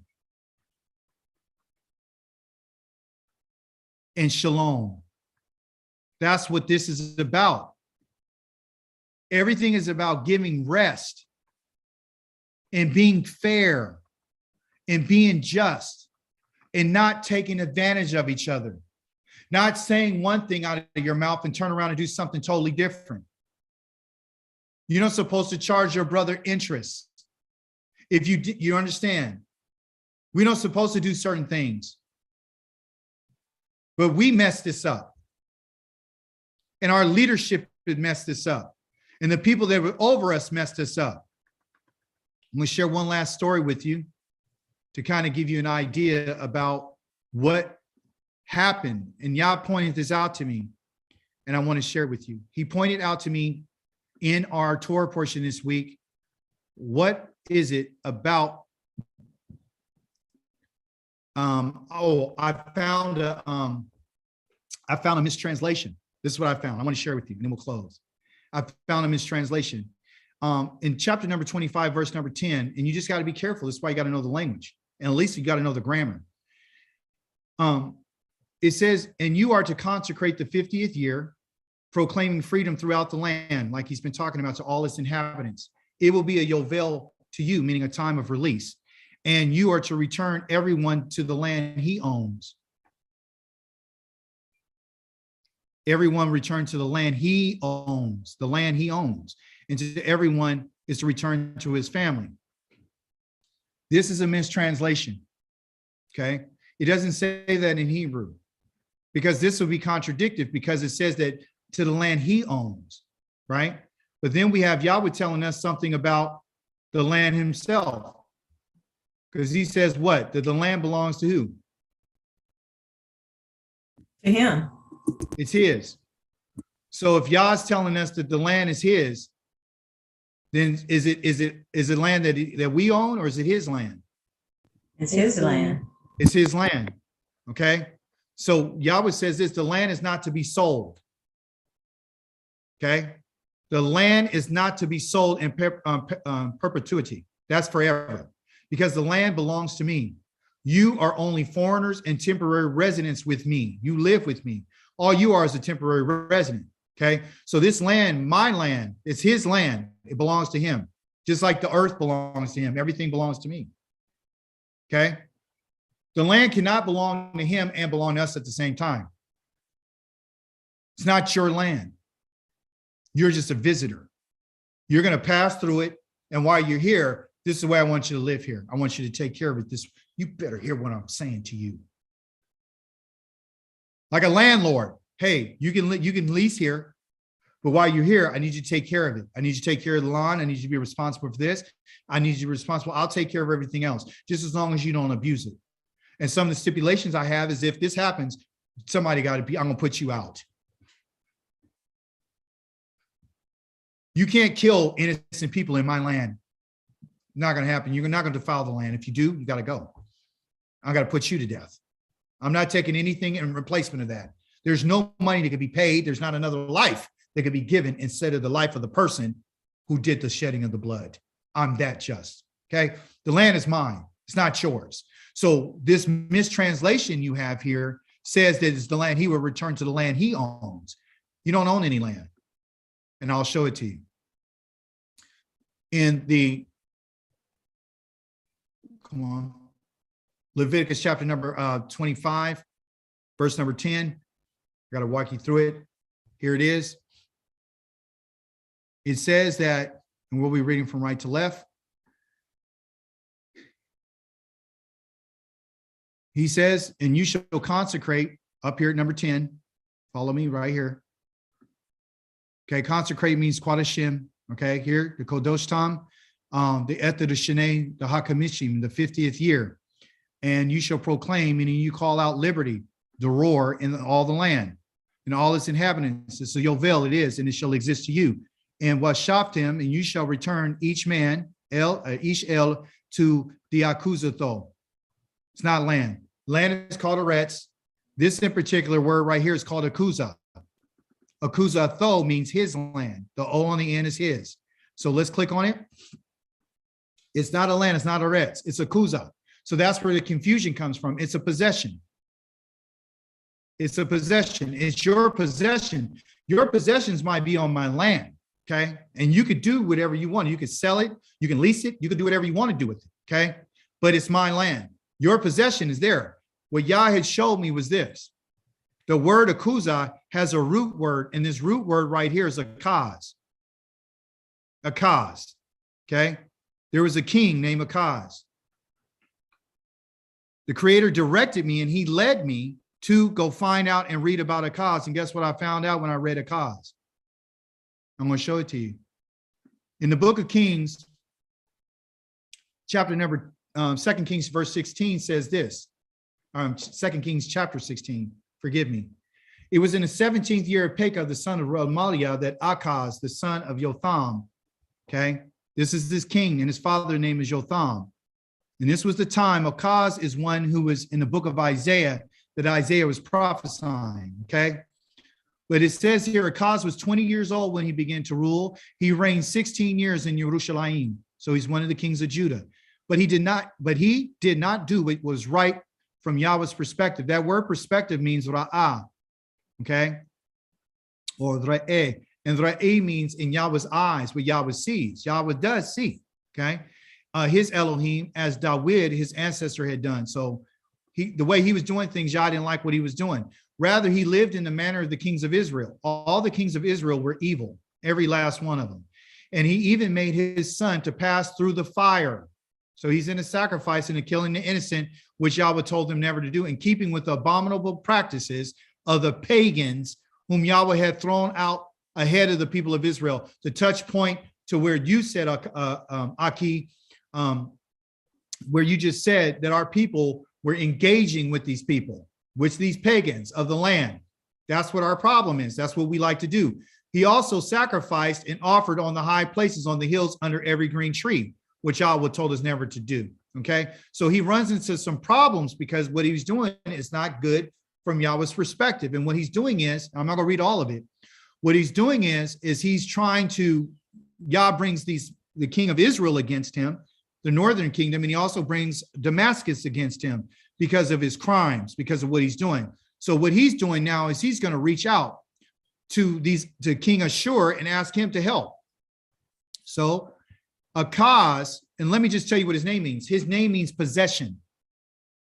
Like Yah told us to get rid of to go back to your possession, but also the word Akaz means to take hold of, and to take hold of and to grab it, to make it your possession. Okay. So this has to do with possession. This has to do with grabbing something. This has to do with grasping something and taking hold of it so it can become your possession. Okay. So Akaz, what he did was he took the silver and the gold that was in the house of Yahweh in the treasuries of the royal palace, and he sent it to the king of Ashur, because he's not looking to Yahweh for his help. He's looking for the king of Ashur to help him. Okay. This is found in this one, in chapter number 16 of 2 Kings. Just give you a little touch there. Now we're going to go to 2 Chronicles, chapter 28. This is going to give you another little snippet of Akaz. Okay. Here's the next little snippet about him. Okay. And there's more, but we only have time to go to this one. Akaz was 20 years old when he began to reign, which we just read in 2 Kings. He ruled for 16 years. That's verified. He did he did not do what was right from Yahweh's perspective. Again, we already know that. Rather, he lived in the manner of the kings of Israel, which they told us, and he cast metal images.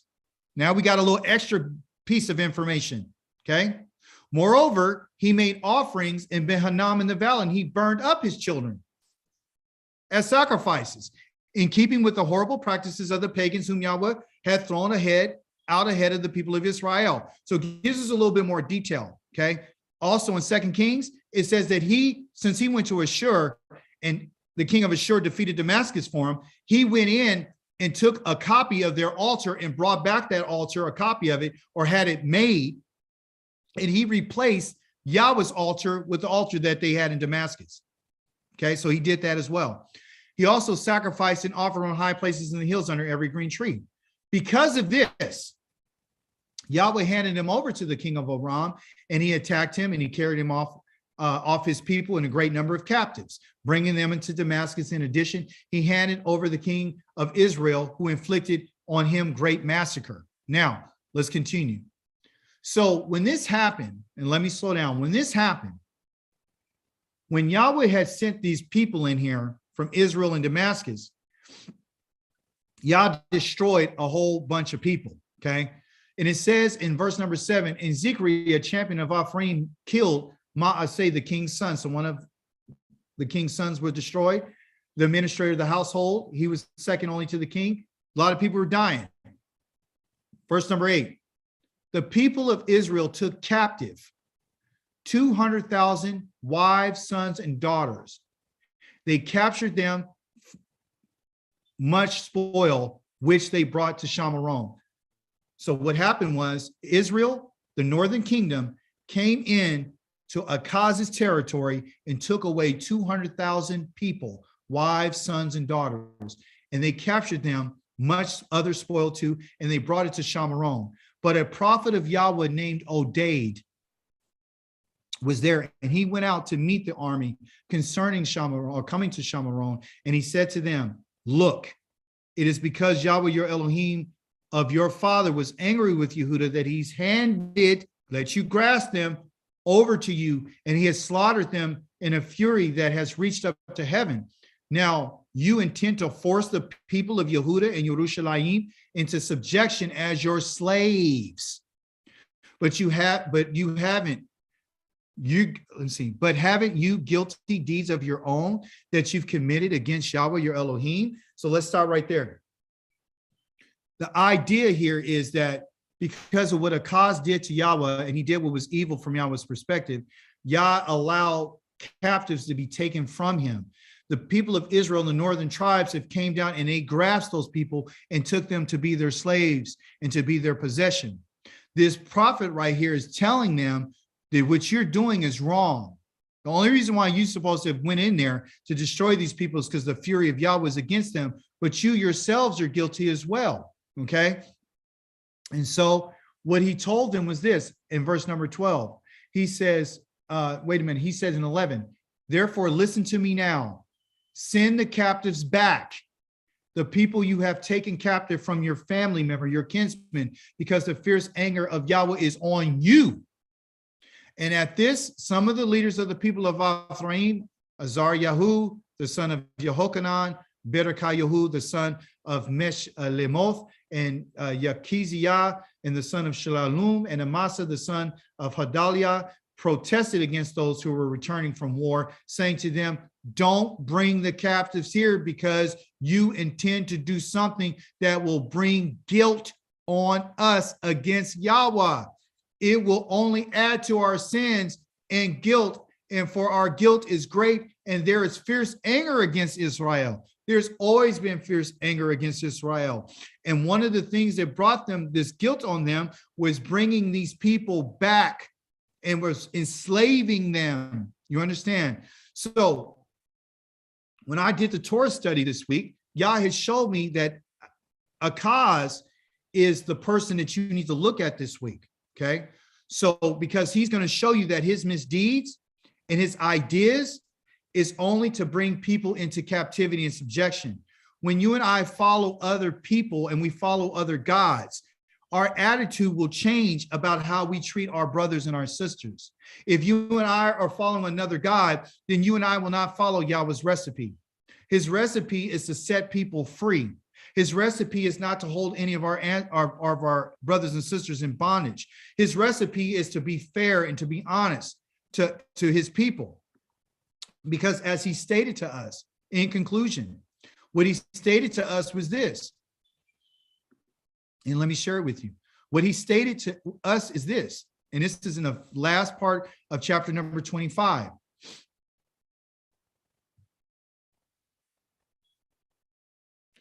Yah says this.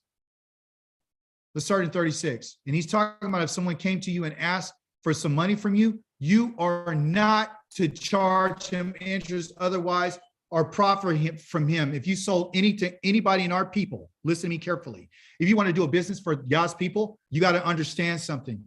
You and I can never sell anybody anything to Israel to make a profit off of them. Never.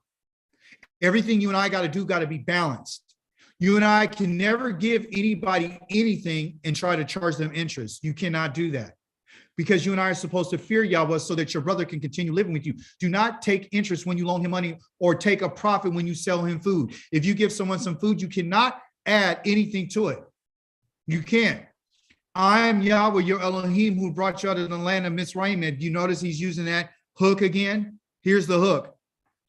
The reason why you can't do this is because this is what was happening in Mizraim. They were charging us interest. They were charging us, making profits off of us. They were taking advantage of us in order to give you the land of Canaan.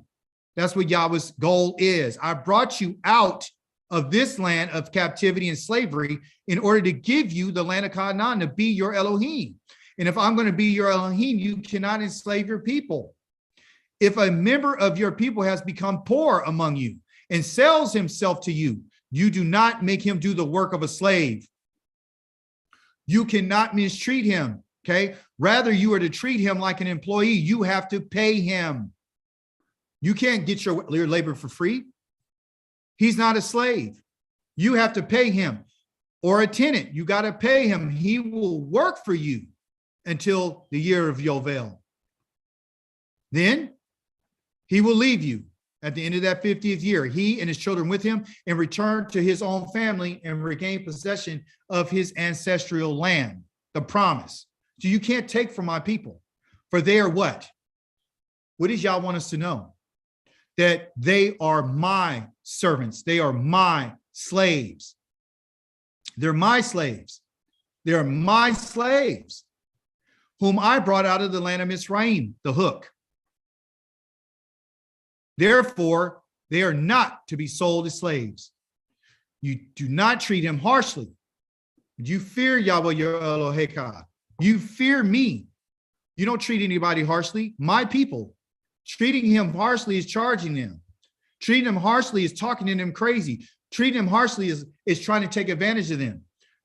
He said, concerning the men and women you have as slaves, you are to buy men and women slaves from the nations. You could buy them. Those are your slaves. You may also buy the children of foreigners living with you and members of their families born in your land. You may own these, and you may also bequeath them to your children to own. So they go from generation to generation to generation. They don't have to be set free. And from these groups, you may take your slaves forever. But as far as your brothers are, and the brothers of the people of Israel are concerned, you're not to treat them harshly. You understand? Yes, Aki.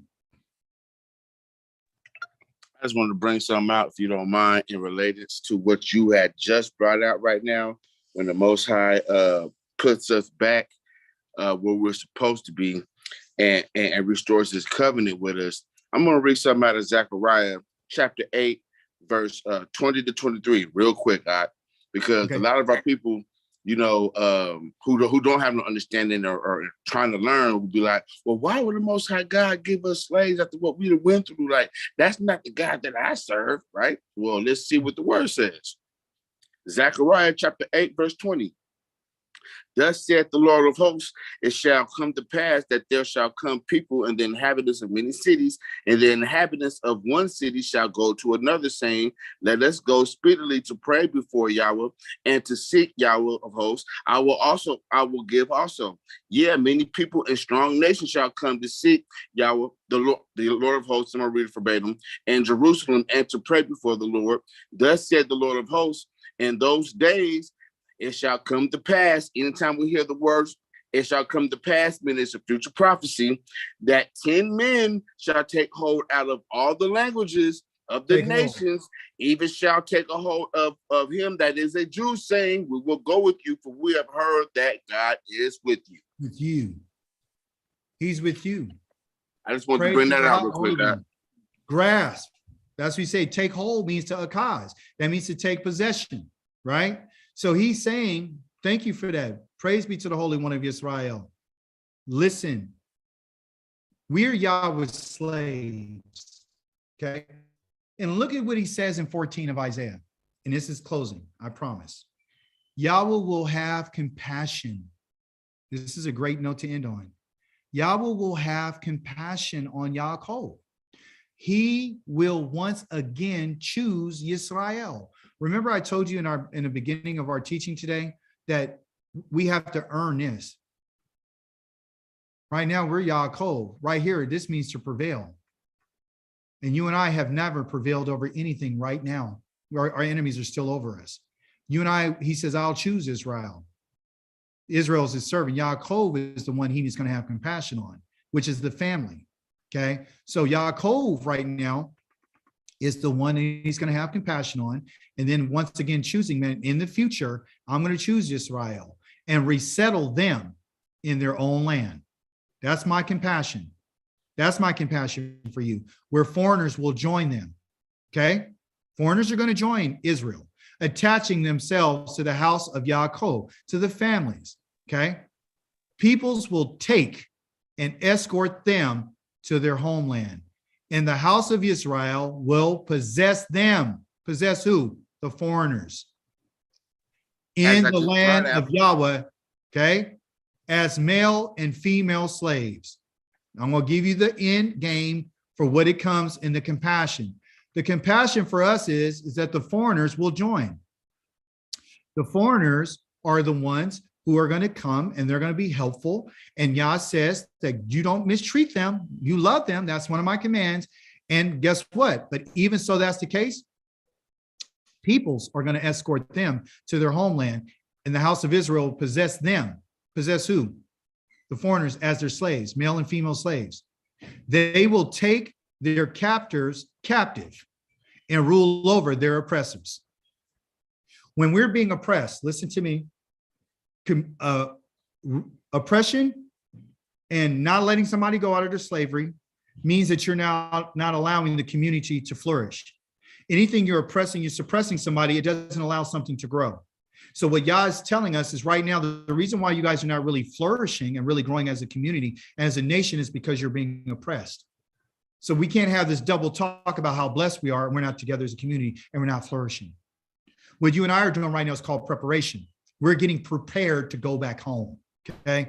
He says, then as after Yah brings us back, Yahweh gives you rest. I'm going to give you that shalom, and I'm going to give you that Shabbat from your suffering and the trouble.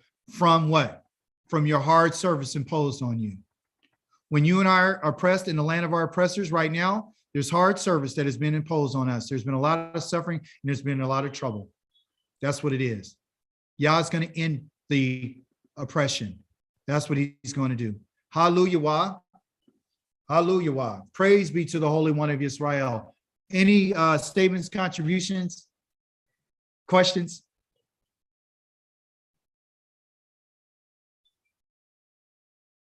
Man, just all praises to the Most High, man. That's all I got. It's all praises. It's so good to see you, Aki. So yeah, so that's it, you guys. That's what we learned today. We're not going to be able to flourish when we're being oppressed. We learned today in Leviticus chapter number 26 that Yah hasn't broken his covenant. He's not a man. He's not going. If he tells us he's going to do something, he's going to do it because he's our Elohim. The hook is, and don't you forget the hook.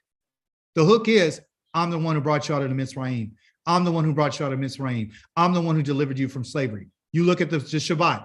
I'm the one who brought you out. I need you to remember that I brought you out of the land of Mitzrayim. That's why I told you to keep the Shabbat. I need you to remember to let the slaves go because I'm the one who delivered you from bondage.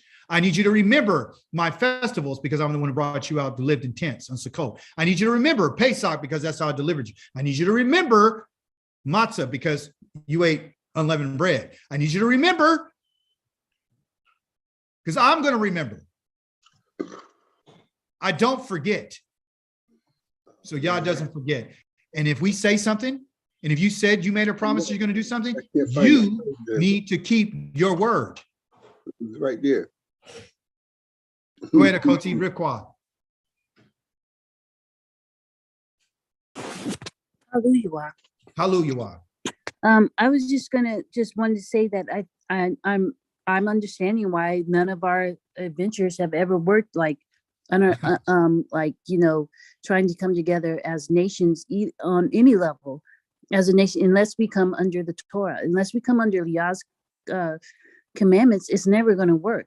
The civil rights movement, all the Black Lives Matter, all that's not going to work unless we have to, as a people, turn back to Yah. And that's the only way he's going to bless it. That's the only way, because we're Israel. And guess what? No man yet. Martin Luther King tried it, didn't work. Malcolm X tried it, don't work. Farrakhan tried it, don't work. Jesse Jackson tried it, you know that didn't work. Right? Obama tried, right? Didn't work. Didn't work. Black Lives Matter, didn't work. What's working? Tell me what has really worked for our people? What is the solution? It's almost like the other nations are blind to the fact. You said earlier how the Asians got their bill passed. Yeah. You know, but yet and still 10 people lose their lives and nobody's talking about a bill. I guess they think they done something, you know, when they passed that what Emmett Till bill. But What about George Floyd? They didn't pass that bill. they ain't passed that. The what is the senator that or congressman that passed away? His bill? Elijah Cummings. No, not Elijah, the one that passed away, the older guy that was on the Pettus Bridge. The good work. The man that talks about good work or good I forgot what his name was. That's a shame. But at any rate, it's a whole bunch of bills. All they tend to do is rough us up and beat us up. And I know why. I know why. Why it is like it is. You said one other thing with regards to a man dying for the JC and the criminal. Well, how about the criminals that were on the cross? Who like he gonna take them on to heaven because they said they believed, or one of them did, anyways. Yeah, it's all a big contradiction with that book. I forgot about that other guy that you just said, the other murderer that was on. Yeah, I forgot about him. Yeah. One I was focused on is the one named Yeshua Bar. They made a movie about him. Yeah. Okay. So you can see that the defilement of the land took place that day. And the blood that's supposed to have been shed. And here's the thing, whoever killed Yeshua, their blood is the one that's supposed to be shed. Because no man can die for another man's sins. You understand? If you commit murder, your blood is the blood that's going to be shed. Nobody else's. Thank you for that. I have Elder Bill and Azania, and then we're going to go to Yared over there. Go ahead. Yes, it's Sister Azania. Elder Bill stepped away, but I did want to just ask one question. Both my husband and I have been around the community for a while, and I haven't seen anything work.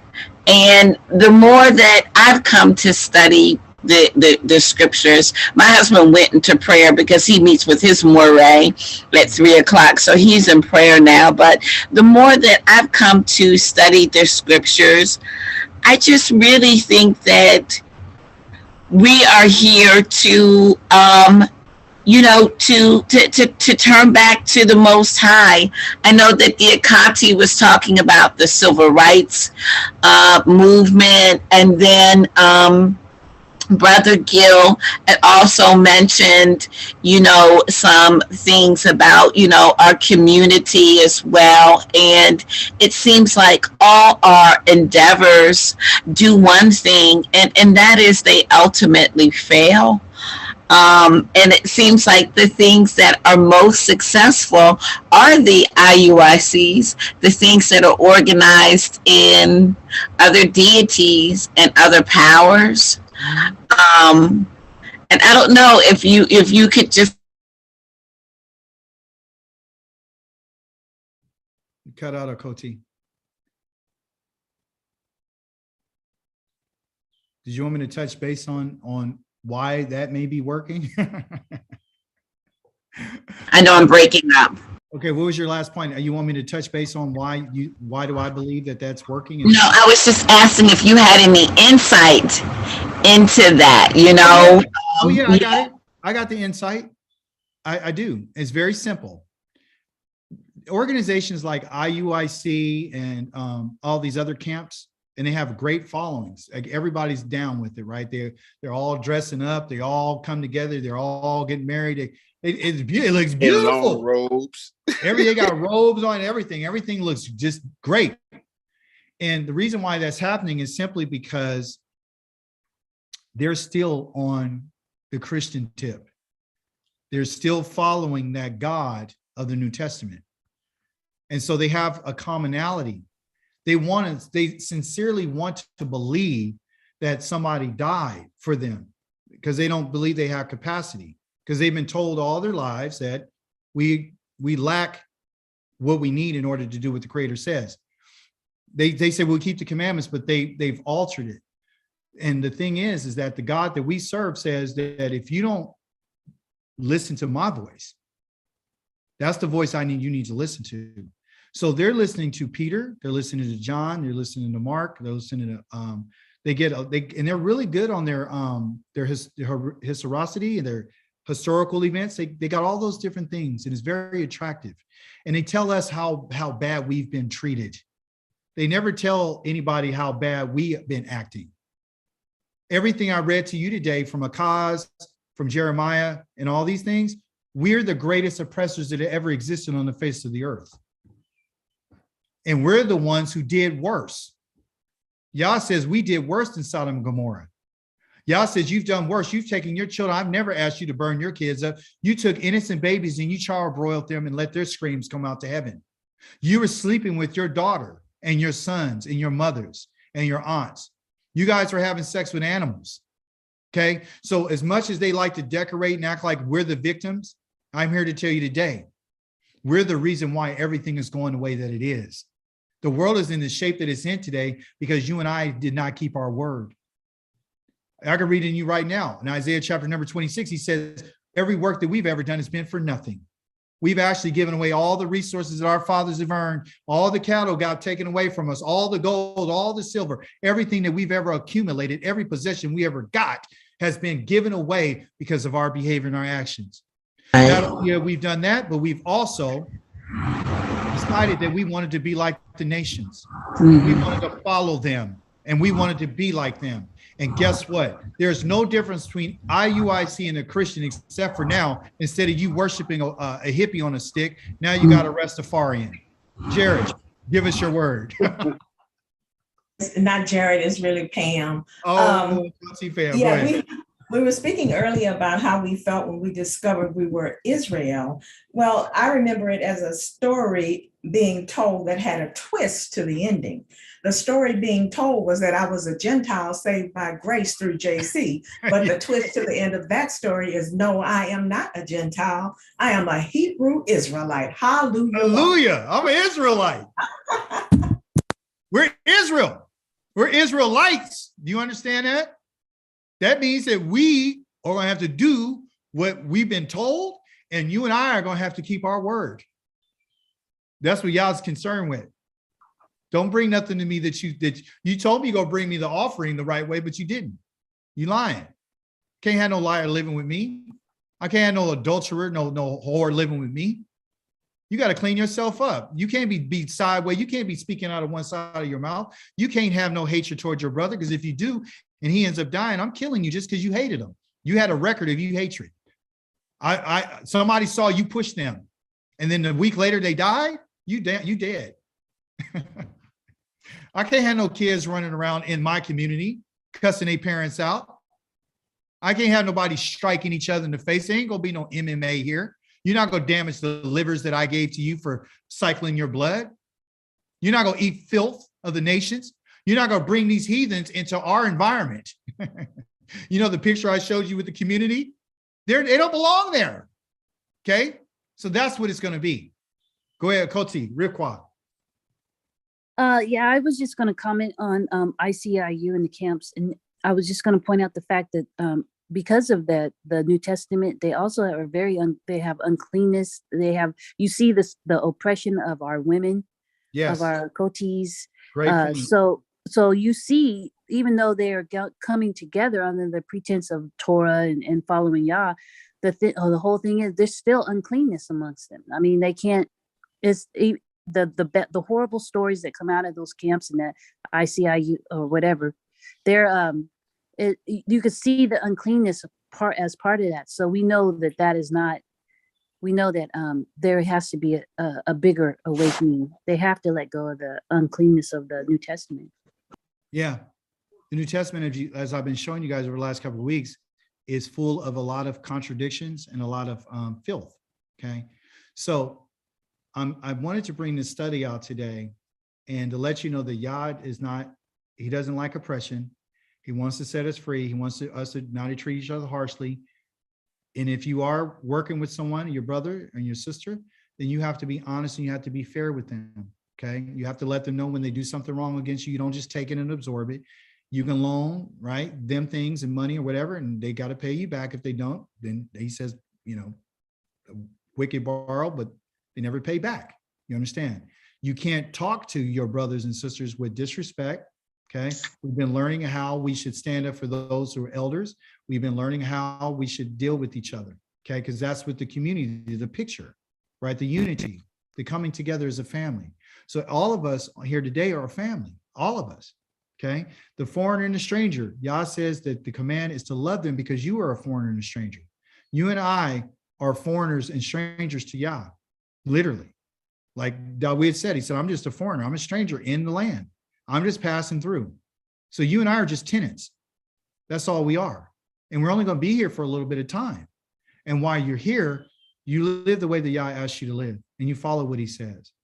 The great thing that I've learned about this Torah portion is that Yah cares about the land and he cares about the animals. He cares about the widow. He cares about the fatherless. He cares. And he's about righteousness and justice. And that's what he's teaching us. And so, you know, going through the Torah portions, it's all direction. It's all being led.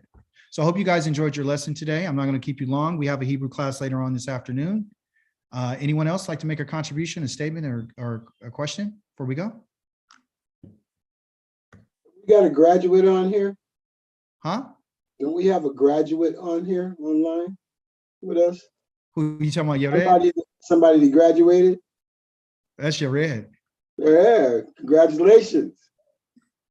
Somebody saw Yared? Congratulations. Bye, everybody. Okay, you can. Hey, Did you see Pamela's wonderful son?